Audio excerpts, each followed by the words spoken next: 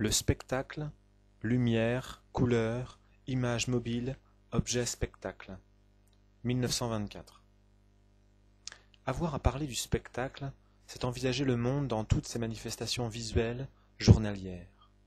C'est devenu un des besoins fondamentaux de l'existence. Il domine toute la vie courante. L'œil, l'organe majeur aux 1000 responsabilités, commande plus que jamais l'individu. Il enregistre sans arrêt du matin au soir, il doit être juste, rapide, subtil, infaillible, précis. La vitesse est la loi du monde moderne. L'œil doit savoir choisir, dans la fraction de seconde où il joue son existence, soit au volant de la machine, soit dans la rue, soit derrière le microscope du savant. La vie roule à une telle allure que tout devient mobile. Le rythme est tellement dynamique que la tranche de vie, vue de la terrasse d'un café, est un spectacle. Les éléments les plus divers s'y choquent, s'y heurtent. Le jeu des contrastes est si violent qu'il y a toujours hypertrophie dans l'effet entrevu. Sur les boulevards, deux hommes transportent dans une voiture à bras d'immenses lettres dorées. L'effet est tellement inattendu que tout le monde s'arrête et regarde. Là est l'origine du spectacle moderne. Le saisissement par l'effet de surprise, organiser un spectacle basé sur ces phénomènes quotidiens nécessite de la part des artistes prétendant à distraire les foules un renouvellement continu. C'est un dur métier, le plus dur des métiers. Il faut un état de choix et d'invention constant. Heureusement, nos moyens modernes sont décuplés grâce aux inventions journalières. Les objets, les lumières, les couleurs, de fixes et restreintes qu'elles étaient, deviennent vivantes et mobiles. Précédemment et autour de nous, l'élément humain domine la scène. Il s'impose partout comme valeur spectacle. Depuis le danseur éblouissant qui commande la scène par son talent, jusqu'aux ensembles sexuels des music-halls. Mais les super-revues, la course au toujours nouveau, ont usé, vulgarisé les moyens déjà restreints dont ils disposent. Ils ont touché le plafond. La source s'épuise. Nous sommes à fin de crise. Essayons d'agir avec des matériaux plus neufs, tout neufs. Un spectacle doit être rapide. Son unité ne permet pas plus de 15 à 20 minutes. Cherchons dans cette courte durée des moyens nouveaux. On a trouvé celui de concurrencer, de renouveler mécaniquement l'homme spectacle. On peut faire bouger, agir les matières même. L'industrie et le commerce, entraînés dans une course effrénée à la concurrence, ont fait main basse les premiers sur tout ce qui peut faire attraction. Ils ont admirablement senti qu'une vitrine, qu'un grand magasin doit être un spectacle. Ils ont eu l'idée de créer une atmosphère enveloppante, pressante, en utilisant uniquement les objets dont ils disposent. Une femme qui entre chez eux est à demi conquise. Il faut qu'elle achète. Elle achètera, car son état de défense est anéanti par le truc génial du marchand. C'est un envoûtement, une fascination savamment réglée. Les magasins veulent une victime, ils l'ont souvent. Le bar lumineux coloré est celui qui fait le plus d'affaires. La religion catholique a su elle aussi se servir de ses moyens pour mener les hommes d'après ses directives. En possession de ses admirables églises, elle a poussé très loin l'art du spectacle. Elle aussi a subjugué les foules par l'ordonnance savante et voulue de ses manifestations culturelles intérieures et extérieures. Elle a compris il y a longtemps que l'homme va d'instinct à l'objet brillant, lumineux et coloré. Elle s'est approprié la musique et le chant.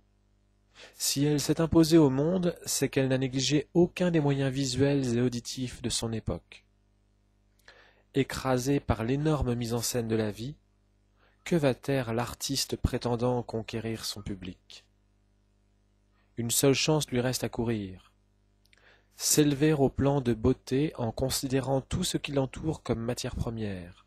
Choisir, dans le tourbillon qui roule sous ses yeux, les valeurs plastiques et scéniques possibles, les interpréter dans un sens spectacle, arriver à l'unité plastique et dominer à tout prix. S'il ne s'élève pas suffisamment, s'il n'atteint pas le plan supérieur, il est est immédiatement concurrencé par la vie même, qui l'égale et le dépasse. Il faut inventer, coûte que coûte. L'adaptation à la mode est inférieure et loin du problème à résoudre. J'adapte, tu adaptes, il adapte. C'est la formule élégante, le minimum d'effort, la position assise. La vie actuelle n'adapte jamais. Elle crée tous les matins sans cesse, bien ou mal, mais elle invente. Si l'adaptation est défendable au point de vue théâtre, elle ne l'est pas au point de vue spectacle. Il n'y a place actuellement sur la scène immense du monde, aussi bien que sur celle plus restreinte d'une scène publique, que pour les inventeurs et non les arrangeurs. L'effort commercial est à un tel cran qu'un défilé de mannequins chez un couturier de qualité égale et dépasse même, comme valeur spectacle, nombre de scènes moyennes. Jamais une époque n'a été aussi frénétique de spectacle que la nôtre. La ruée des foules vers l'écran ou la scène est un phénomène constant. Dans les quartiers populaires, les places sont retenues d'avance. Cette frénésie, ce besoin de distraction à tout prix, doit tenir à une nécessité de réaction contre la dureté et l'exigence de la vie moderne. C'est une vie dure, sèche, précise. Le microscope sur toute chose, l'objet, l'individu fouillé, examiné sous toutes ses faces, le temps, la dimension prise au sérieux, la seconde et le millimètre, mesure courante, une course à la perfection telle que le génie inventif est poussé à ses extrêmes limites. Époque résultant d'une guerre éducatrice, où toutes les valeurs ont été mises à nu. Révision totale des valeurs morales et matérielles. L'endurance humaine éprouvée et poussée au maximum. Après 4 années de ce paroxysme, l'homme moderne se retrouve sur un plan social qui n'est pas la paix. Il se retrouve sur un autre plateau où la guerre économique ne lui laisse pas de répit.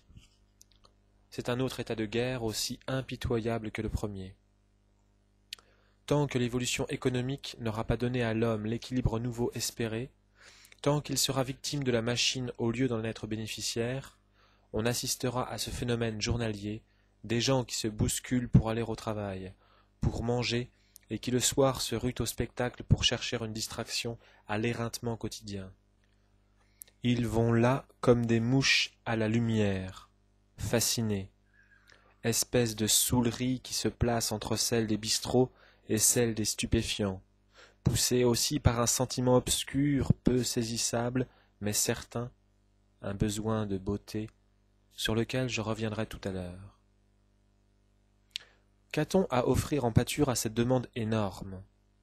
Les music-halls, les cirques, les revues, les troupes de ballets et les fêtes populaires, ou mondaines, sont les terrains d'action, le théâtre proprement dit étant hors de mon sujet. Je citerai cependant comme une des manifestations théâtrales les plus originales les 6 messieurs en rang de Jules Romain. Précédemment à notre époque, que voit-on? La scène antique est surtout théâtrale.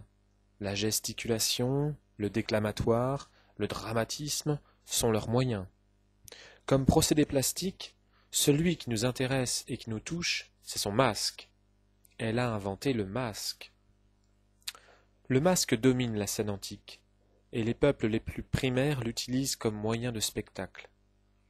Ils envisageaient donc déjà, avec leurs faibles moyens, que la similitude humaine sur la scène était une gêne à l'état lyrique, à l'état d'étonnement. Déjà ils voulaient transformer la figure. Je vais m'efforcer de me relier à cet événement car c'est un des points importants de cette conférence. Rompre entre le visuel de la salle et celui de la scène, faire disparaître l'individu pour utiliser le matériel humain, créer une scène d'invention. Le matériel humain apparaît, mais égal comme valeur spectacle à l'objet et au décor.